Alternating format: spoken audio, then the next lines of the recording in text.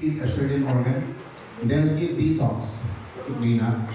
So that's how you give. It's that, oh, they said this is good for this. Oh, this is good for this. Uh, the newest thing that comes out, you're gonna be doing. No, you have to have a way to create your formulation or your protocol. No? So, is it self-food? Is it self-protection? Or is it, they're both self-food? If the budget is tight, you're only giving barley, you're giving Lindales, you're giving spirulina, you're giving so many things. Almost the same purpose niya. If they have all the money, then go do it. But if the budget is limited, you have to choose. Okay? Then self-protection, antibacterial, antiviral, antifungal, anti-parasites. Because now they're seeing, before, Dr. Hula Clark says parasites are one of the main causes of cancer. So that's why they have the parasitic glands. And we still have the parasitic glands. Okay. And the biozappers, and there's so many things. Huh? So self-food and self-protection. Cell environment. How about alkaline? Hindi acidic yung blood mo. And you have a cell environment that dictates what kind of cells you will have. So the external should be optimum temperature, 98.6 degrees and 37 point something degrees, no? Proper acid-alkaline balance. And the blood should be alkaline. The vaginal tract should be slightly acidic. So merong mga area that should be acidic and that should be alkaline. Maintain body temperature. So when we treat cancer, what we do is we change all these things. Or we make it optimum. And we notice in the cell environment, cancers do not like extremes of temperature. Too cold or too hot. Thank you, Mama. And they burst, they die. So we put the patient temperature to maybe 40 and above, 40, 42. And you see the tumor shrinking.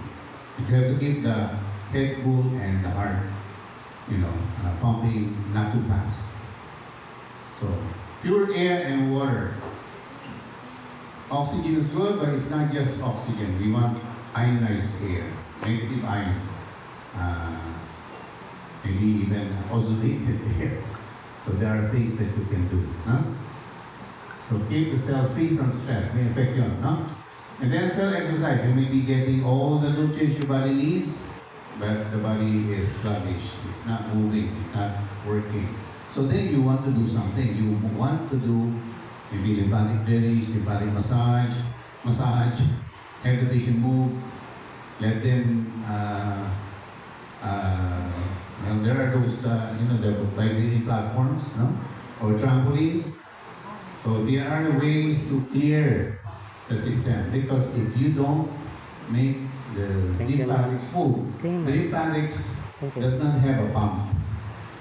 Unlike the arteries and veins where the heart will pump and will go. The lymphatics would be your sewage system. Before it goes to the liver, everything is pulled out only if you move. The muscles are the one that makes your lymphatics work.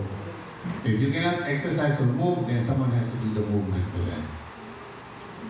And especially for those who've gotten their breast removed and no longer have the lymph nodes here, you have to have that arm move. And then we have the positive mental attitude. This is what happens when the patient frowns. All these things are affected. When the patient smiles, all these things improve. Hormones are released, cortisol, adrenaline, and so on, just from frowning, by being sad, by being angry or fearful. There are 6 emotions: fear, guilt, anger, anxiety, distrust, and I forgot the other one. Anyway, the negative emotions. One inspirational writer says, they break down the life forces and invite death and decay. In fact, in the bone marrow, they saw that if the patient frowns and he keeps frowning for several days, the production of the red blood cell, the white blood cell, and platelet goes down. And that's very important because your white blood cell is the one that fights infection, cancer, and so on. When they made the same patient smile, production started going up. Now in the scripture, there's a text. It says, "A merry heart doeth good like a medicine. A broken spirit drieth the bone." Meaning the bone marrow in the lower to lose adequate amount of red blood cell, white blood cell platelets. This was written thousands of years ago by King Solomon, the wisest man on earth. And the past 20 years they discovered this. Smiling or frowning can affect your blood pressure, your heart rate, your hormones, and so on. Oh, by the way, I should probably include lack of sleep. The recent finding shows that insomnia or lack of sleep is a carcinogen. And we are in the world of social media and Netflix and so on, no? You can always watch those things in the daytime. But you have to do, if it's that important that you have to stay late at night, because it's very, very important, you're working on a brain. So we tell them sleep early, wake up early. Yeah. The brain is very important, the sleep is very important for the whole system. Otherwise, your system is not going to do a good job. So they have, Senator Manny Villar was putting a law before, banning women from night shift. Because school research from Europe and the US showed women who go night shift, they end up with hormonal imbalance, and they end up with cancer of the breast, ovary, and uterus. Angelina Jolie decided to have her breast removed for preventing breast cancer, uterus removed to prevent uterine cancer, and the ovaries to prevent ovarian cancer. Okay? Brad Pitt is gone.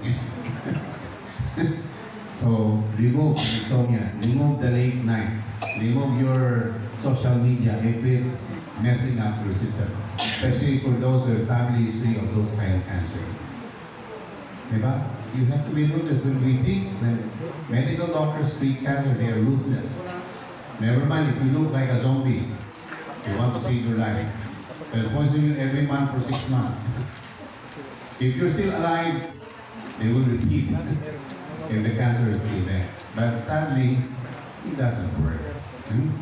There's no medical cure yet for cancer, by the way. No medical. But in supplementation, they see results. Because there's a difference. If you put poison in, then the patient lives, then that's a miracle. Huh? You poison, and you pray, Lord, may our patient be healthy, give longer life. And then you put in poison. You're telling the body, die. Now, for example, one stick of cigarette shortens your lifespan by 6 minutes.